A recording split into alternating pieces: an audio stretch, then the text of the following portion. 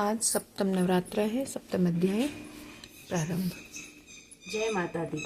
ऋषि बोले, तब आज्ञा पाते ही चंड, मुंड तथा असुर आयुधों से सुसज्जित होकर चतुरांगिनी सेना के साथ चल पड़े। वहां पहुंचकर उन्होंने देखा कि हिमालय की ऊंची स्वर्ण की चोटी पर सिंह पर देवी बैठी है और मन मन हंस रही है। इस प्रकार उसे देखकर पकड़ने की चेष्टा करने लगे। किसी ने धनुष चढ़ा लिया, किसी ने तलवार संभाल ली एवं कितने देवी जी के पास पहुंच गए। तब अंबिका जी ने उन शत्रुओं के प्रति क्रोध में आ गई और उस समय क्रोध के कारण उनका मुख काला हो गया। देवी जी के माथे पर कुटिल होकर भौहें तन गई।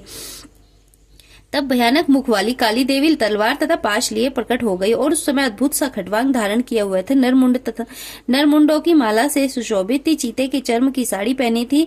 शरीर का मांस सूखा दिखाई देता था। अत्यंत भयानक रूप था। मुख को विस्तार से खोल रखा था। लपलपाती हुई जिहा और भी भयानक थी। धसी हुई लाल लाल आंखें थी। गर्जना से सभी दिशाओं को भर दिया।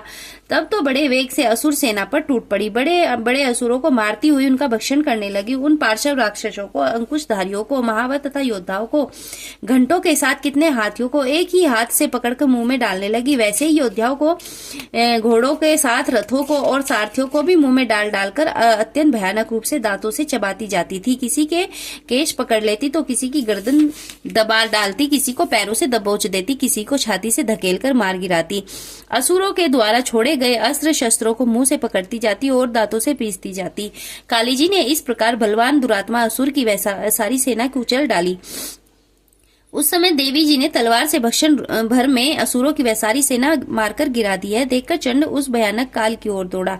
इधर महासुर मुंड ने भी महाभयंकर बाणों की वर्षा से सहस्त्रों बाण चलाए और चक्रों द्वारा उस भयानक आंखों वाली देवी को ढांप दिया। वे अनेकों चक्र देवी के मुख में प्रवेश करते हुए इस प्रकार दिखाई देने लगे जैसे बहुत से सूर्य बिंब बादलों के पेट में समाते जा रहे हो। तभी तो जिसके भयानक मुख के भीतर जिनका देख सकना भी कठिन था, ऐसे दांतों के प्रकाश से दमदमाती हुई अत्यंत क्रोध में आकर भयानक गर्जना करती हुई वह काली भीषण अट्टहास करने लगी।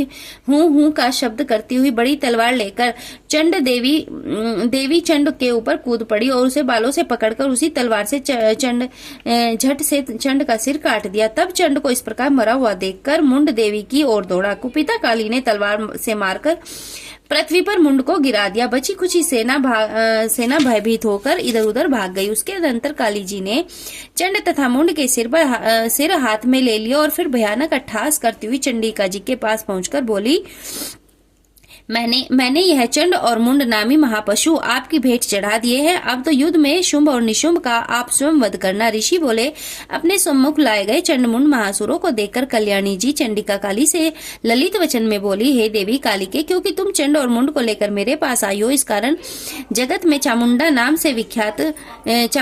से तुम्हारी ख्याति होगी। जय माँ चंडिके। बोलो माँ डाट काली की जय। माँ भद्र काली की जय। शेरों वाली की जय। बोलो जयकारा मेरी शेरों वाली माता तेरी सदा ही जय। महाकाली माँ की जय।